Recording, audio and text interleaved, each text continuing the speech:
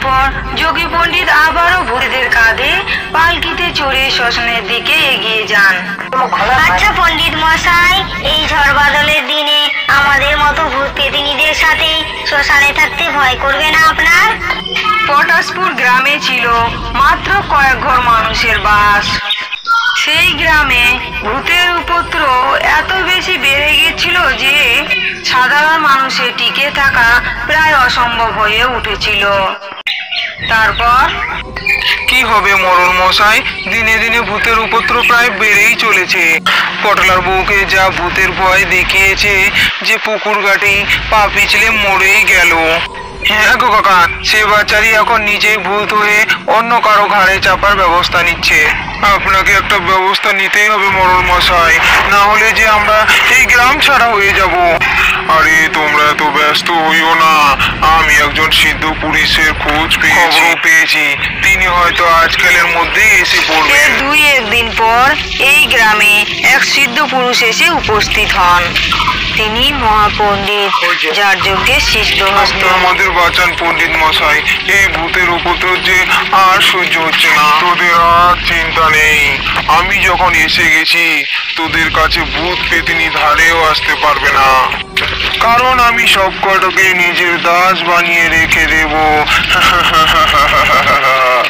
এরপর পণ্ডিত গ্রামের পুকুর পাড়ে বসে তার যজ্ঞ তন্ত্র সাধনা শুরু করেন। তিনি সত্যি সত্যি ভূত পেতিনীদের নিজের দাস বানিয়ে তোলেন। হে মামদো, আমার পালকি প্রস্তুত কর, যা ভোর হয়ে আসছে, এবার আমি আমার কুটিরে প্রবেশ করব। আজ্ঞা প্রভু, আমি এখনই সকল ভূতেদের খবর দিচ্ছি। এই কথা বলে মামদো সেখান থেকে উড়ে যায়, গিয়ে বসে এক বট গাছের ডালে। এই ভূতেরা, প্রভুর যজ্ঞ হয়ে গেছে, চলো তাকে পালকি করে তার কুটিরে পৌঁছে দিতে হবে। তুই থাম, দেখ তো মামদো, এই পণ্ডিতের দাসত্ব করতে আর পারি না বাবু। মজা দেখাবো তুমি ঠিক বলেছো শাকচুন্নি, নিজেরা ভূত হয়ে অন্যদের কথা ভয় দেখাবো তা নয়, নিজেরাই ভয় পেয়ে যাচ্ছি। সাথে সাথেই হঠাৎ পেতিনী শাকচুন্নির গা জ্বলতে শুরু করে।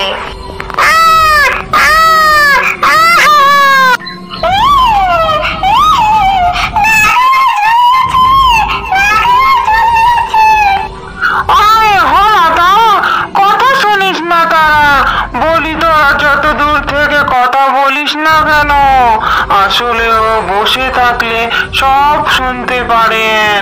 চল এবার এখান থেকে। এই কথা বলে ভূতের দল সেখান থেকে অদৃশ্য হয়ে যোগী পণ্ডিতের কাছে উপস্থিত হন। তারপর যোগী পণ্ডিতকে পালকি করে তার কুটিরে পৌঁছে দেন। শাকচুন্নি, যা পুকুর থেকে আমার জন্য জল নিয়ে আয়।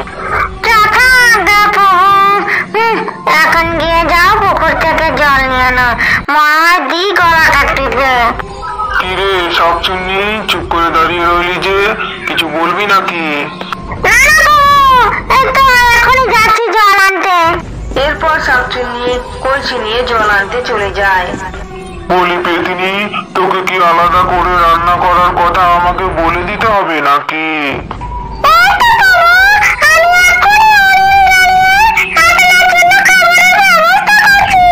এইভাবেই যোগী পণ্ডিত ভূতেদের নিজের বশে করে রাখেন, আর ওদিকে গ্রামবাসীরা ভারী নিশ্চিন্ত হয়ে নিজেদের জীবনযাপন করতে থাকেন। হ্যাঁ গো, এখন তো গোটা গ্রাম ভূতেদের উপদ্রবের হাত থেকে রক্ষা পেয়েছে, তার কারণে আমরা তো একটু শান্তি পেলাম। তাকে তো উপহার দেওয়া উচিত নাকি গো? তুমি একদম ঠিক কথা বলেছো গিন্নি, আমাদের যোগী পণ্ডিতকে উপহার দেওয়া উচিত। আমি কালই তার ব্যবস্থা করছি। এই কথা বলে পরের দিন সকালবেলা মরণ মশাই যোগ্য পণ্ডিতের জন্য অনেক রকমের মিষ্টি, ফল, সবজি, চাল, ঘি সমস্ত কিছু আয়োজন করে তার বাড়িতে উপস্থিত হন। পণ্ডিত মশাই কুটিরে আছেন? আমরা আপনাকে সামান্য কিছু উপহার দেওয়ার জন্য এসেছি। মরণ মশাইয়ের গলার আওয়াজ শুনে যোগ্য পণ্ডিত কুটির থেকে বাইরে বেরিয়ে আসেন। এইসব আবার কি দরকার ছিল? আমার যা প্রয়োজন আমাকে তো ভূতেরা এনে দেয়। আপনি এইসবের ব্যবস্থা না করলেও পারতেন। তা বলে কি হয়, আপনি আমাদের এত বড় উপকার করেছিলেন। এখন তো ভূতের উপদ্রব কমে যাওয়াতে গ্রামের মানুষ গ্রামে ফিরতে শুরু করেছে। আর এই সমস্ত কিছু যোগী পণ্ডিতের কুটিরের সামনে থাকা বট গাছে বসে বসে দেখছিল ভূতেদের দল। দেখছিস ব্যাপারখানা একবার। ওই যোগী পণ্ডিত আমাদের চাঁদ করে গ্রামের মানুষ কেন উৎসব শুরু করে দিয়েছে।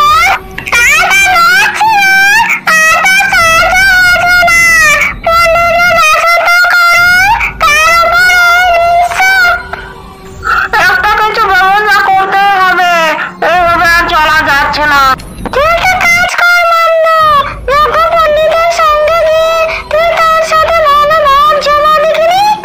সেদিনই সন্ধেবেলা যোগী পণ্ডিত যখন যজ্ঞের জন্য ফুল তুলছেন, তখন মামদ বলে, পণ্ডিত মশাই, আপনাকে একটা কথা বলার ছিল। কিরে, তোর আবার কি জানার আছে? বলছি তেমন কিছু না। আপনি রাত বিরেতে আমাদের সাথে জঙ্গলে বসে থাকেন, অধরাস্ত আমাদের সাথে থাকেন। আপনাকে কি কোন রকম একটু ভয় করে না? ভয় করবো কি রে? ভয় করলে কি তোদের আমি দাস বানিয়ে রাখতে পারি? আচ্ছা পণ্ডিত মশাই, আপনি হঠাৎ ভূতেদের নিয়ে সাধনা করতে শুরু করলেন কেন? সে আছে এক ঘটনা। এখন যা দেখি, যা নিজের কাজে যা। এই কথা বলে যোগী পণ্ডিত ফুল তুলে নিয়ে নিজের কুটিরে চলে যান। তারপর মামদ চলে যায় বট গাছে। ওই যোগী পণ্ডিতের নিশ্চয় একটা দুর্বলতা জায়গা আছে, যেটা আমাকে বললো না। তবে আমিও তো ওই ঘটনাটা পুরোটা জেনেই ছাড়বো। তারপর সেই রাতে শুরু হয় প্রবল ঝড় বৃষ্টি। যোগী পণ্ডিত যজ্ঞের জন্য ভূতেদের কাছে আর যেতে পারলেন না। তখন মামদ, যোগী পণ্ডিত, আপনাকে দেখে বড় উদাস মনে হচ্ছে। কি এমন ঘটনা ঘটে যাচ্ছে যা আপনার জীবনে, যেটা আমাকে বলছেন না? আছে রে, আছে আমার এক জীবনের ঘটনা। এই প্রবল ঝড় বৃষ্টি আর বাজ পড়লে আমার ওইসব ঘটনা মনে পড়ে। তুই এখন যা, আমি এখন ধ্যানে বসবো।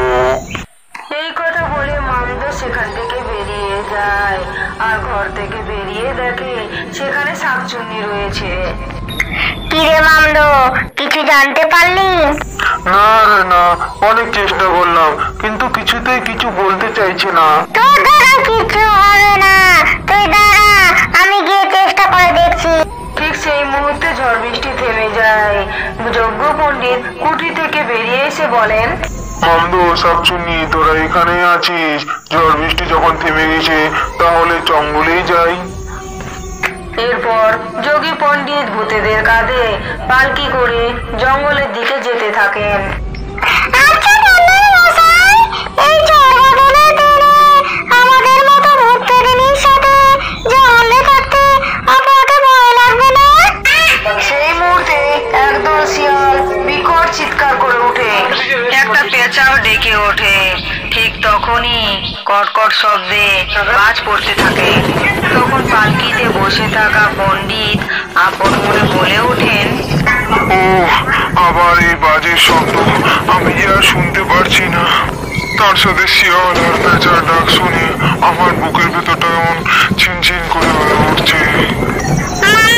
শুনতে পেলি যোগী পণ্ডিত আপন মনে কি বলল? হ্যাঁ রে শাকচুন্নি, শুনতে পেয়েছি। এই আওয়াজ যেন না থামে। তুই পেঁচা শিয়ালদের বল, তারা যেন ডেকেই চলে। এক মুহূর্তের জন্য তারা যেন না থামে। চিৎকার দিয়ে এই যোগী পণ্ডিতকে সাথে সাথেই সেখানে যেন হুলুস তুলুস বেঁধে যায়। বাজ পড়া, শিয়াল, পেঁচার ডাক সব মিলিয়ে যেন যোগী পণ্ডিত অস্থির হয়ে যায়। হঠাৎ করে এত বাজ পড়তে শুরু করলো কেন? শিয়ালের ডাক আর পেঁচার ডাক আমি আর সহ্য করতে পারছি না। আমার কান ফেটে যাচ্ছে, মাথা ছিঁড়ে যাচ্ছে, আমার যন্ত্রণা আমি যে আর সহ্য করতে পারছি না। আহ আহ আহ পণ্ডিত, এবার তুমি নিজেকে কি করে বাঁচাতে পারবে? আমরা যে তোমার দুর্বলতা জানতে পেরে গেছি। তার মানে এই সবকিছু পিছনে তোরা। এই জন্য বলি এত দুর্বলতা কোনোভাবে কোথাও প্রকাশ করতে নেই। এত তীব্র শব্দ যোগী পণ্ডিত না সহ্য করতে পেরে প্রাণ হারান। কুয়োর জলে থাকা জলপরীর কোমরে দড়ি বেঁধে তাকে খুঁটোর সাথে বেঁধে রাখে। বিষ্ণুপুরের গভীর অরণ্যের মধ্যে মিষ্টি ফলের জন্য টুনিয়া উড়ে খুঁজে যেতে যেতে, টনি, আমি খুব ক্লান্ত, আমরা অনেকক্ষণ ধরে উঠছি, আমার খুব তৃষ্ণাও পেয়েছে।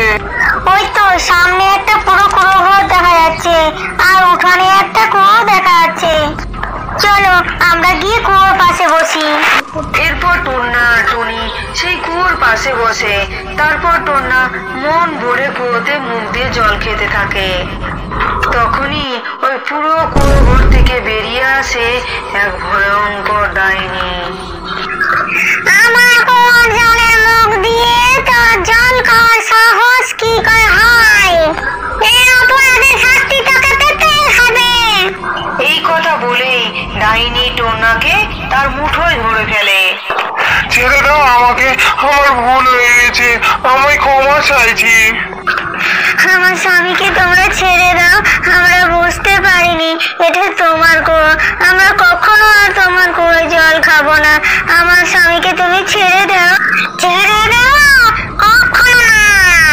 তারপর ডাইনি টন্নাকে মুখে ভরে একেবারে গিলে খেয়ে নেয়। না না না, এটা তুমি করতে পারো না ডাইনি, তুমি কত বড় আমার ক্ষতি করলে। আমার তৃষ্ণার্ত স্বামী সামান্য জল খাওয়ার জন্য তুমি আমার স্বামীকে আমার কাছ থেকে ছিনিয়ে নিলে।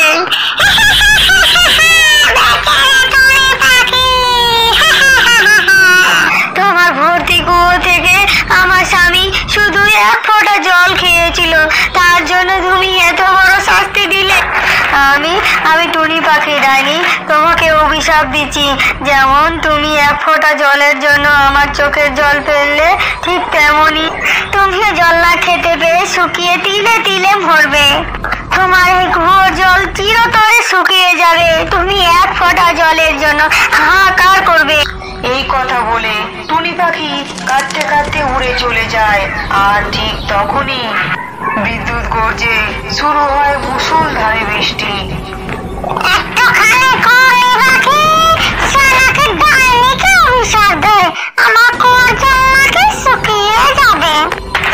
কত সুন্দর ঝমঝমাই বৃষ্টি হচ্ছে, এই বৃষ্টিতে আমার ওই এক ফোঁটা জল কুয়োতে আবার ভর্তি হয়ে যাবে। আমি আর এখানে দেরি করবো না, যাই, এবার আমি ঘরে যাই। এই কথা বলে ডাইনি কুড়ো ঘরে চলে যায়। সেদিন সারা রাত ধরে প্রবল বৃষ্টি হয়। আর তার পরের দিন সকালে ডাইনি তার কুড়ো ঘর থেকে বেরিয়ে এসে দেখে তার উঠোন পুরো শুকনো, যেন কয়েক কাল ধরে কোনো বৃষ্টিপাত হয়নি।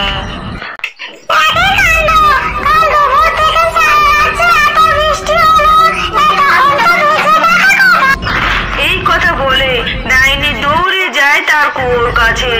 আর কুয়োর কাছে পৌঁছে যা দেখে ডাইনি তাতে তার মাথা ঘুরে যায়।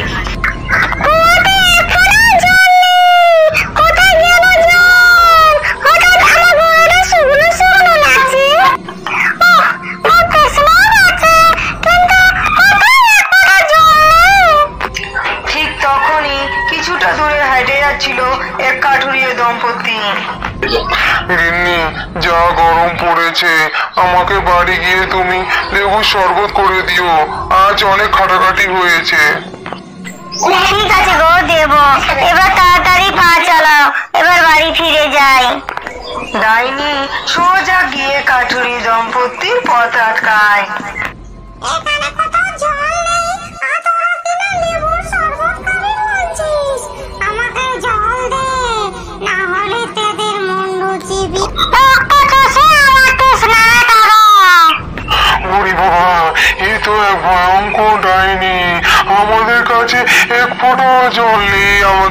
বিশ্বাস করো, আমাদের ছেড়ে দাও। আমরা হাত জোড় করছি, ছেড়ে দাও। তৃষ্ণার্ত ডাইনি কাঠুরে দম্পতির কোনো কথা শোনে না। ডাইনি রক্ত চুষে তাদের তৃষ্ণা মেটানোর জন্য তাদের দিকে এগিয়ে যায়। ঠিক তখনই হে প্রকৃতি দেবী, আমাদের রক্ষা করো, এই ডাইনির হাত থেকে আমাদেরকে বাঁচাও। কাঠুরের বইয়ের করুণ মিনতি শুনে প্রকৃতি দেবী তাদের সামনে প্রকট হয় আর বলে, ডাইনি, তুমি এখন স্তব্ধ হও, না হলে আমি তোমাকে শাস্তি দেব। আমি আমার কুয়াতে করা জল, এ তোমার পাপের শাস্তি। ওই টুনি পাখির অভিশাপে তোমার কুয়োর জল শুকিয়ে গেছে।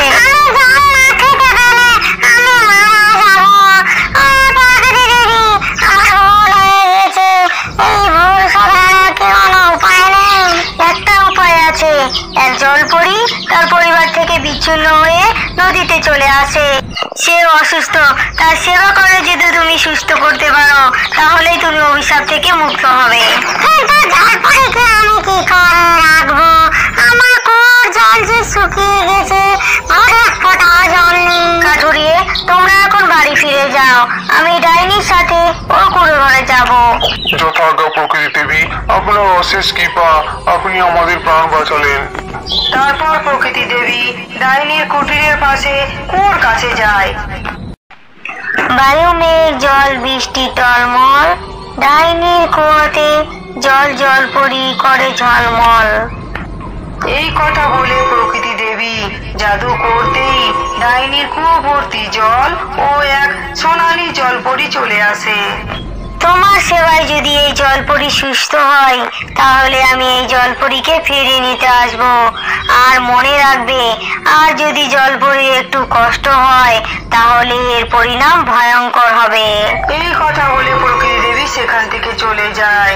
তারপর ডাইনি বিড়বিড় করে বলে, আমার গলা শুকিয়ে যাচ্ছে, আমি জল খেতে চাই। এই ব্যাপার, আমি এক্ষুনি তোমাকে জল দিচ্ছি। ডাইনির কথা শুনে জলপরি জাদু করে ডাইনির সামনে এক ঘটি জল নিয়ে আসে আর ডাইনি মন ভরে জল খায়। জল খাওয়া হয়ে গেলে ডাইনি বলে,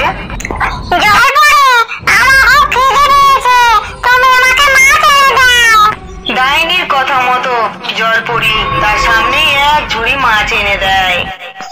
ডাইনি মনের আনন্দে মাছ খেতে খেতে মনে মনে ভাবে,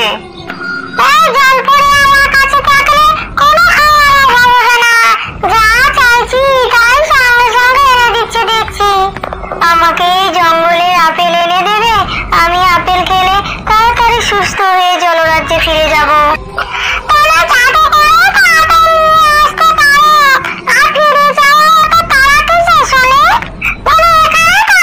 আমার জাদু করা আপেল খেলেই আমি সুস্থ হব না, এই জঙ্গলে সৃষ্টি করা প্রকৃতি দেবীর আপেল খেলেই আমি সুস্থ হয়ে যাব।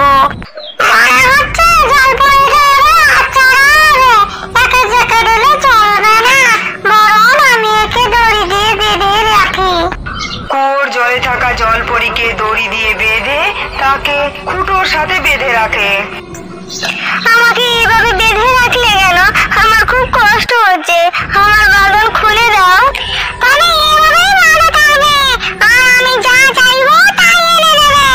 ডাইনি মাছের ঝুড়ি নিয়ে কুয়ো ঘরে চলে যায়। এভাবেই দিন কাটতে থাকে।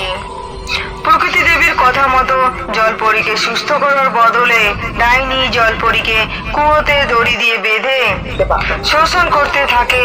হঠাৎ একদিন প্রকৃতি দেবী জলপরীকে দেখতে সেখানে আসে আর এমন কাণ্ড দেখে প্রকৃতি দেবী রেগে গিয়ে তাকে বলে, জলপরীকে আমি তোমার কাছে দিয়ে তোমার লোভে পরীক্ষা নিচ্ছিলাম, কিন্তু তুমি তাও শোধরালে না। আমি তোমাকে কঠিন শিক্ষা দেব। প্রকৃতি দেবী তার জাদুদণ্ড দিয়ে ডাইনিকে একটি খাঁচায় বন্দি করেন আর কুয়োতে বন্দি সোনালী জলপরি একটি পরী হয়ে কুয়ো থেকে বেরিয়ে আসে আর কুয়ো আবার আগের মতো জলশূন্য হয়ে যায়। প্রকৃতি দেবী, এই ডাইনি বড় লোভী, বড় দুষ্টু। আমি এই ডাইনিকে খাঁচা বন্দি সহ কুয়োর ভিতরে বন্দি করে রাখবো। যাতে আর কোনো প্রাণীর কোনো ক্ষতি করতে না পারে। যখন ও নিজের ভুল বুঝতে পারবে, ওই কুয়ো আবার জলে ভর্তি হয়ে যাবে আর ওই কাঁচা জলের উপর ভেসে আসবে। আর তখনই ডাইনি মুক্ত হবে, না হলে ওই ডাইনি চিরকাল ওই কুয়োতে বন্দি থাকবে। এই বলে খাঁচায় বন্দি ডাইনিকে ওই জলশূন্য কুয়োর ভেতর বন্দি করে রাখে। আমাদের গল্প এখানেই শেষ। আমাদের গল্প যদি ভালো লেগে থাকে তাহলে ভিডিওকে লাইক করে চ্যানেলকে সাবস্ক্রাইব করে দিন। আর নতুন নতুন গল্প দেখতে চাইলে বেল আইকনটি প্রেস করতে ভুলবেন না। আর কমেন্টে জানাবেন আমাদের গল্পটি আপনাদের কাছে কেমন লাগলো। ধন্যবাদ বন্ধুরা, সকলে ভালো থাকুন।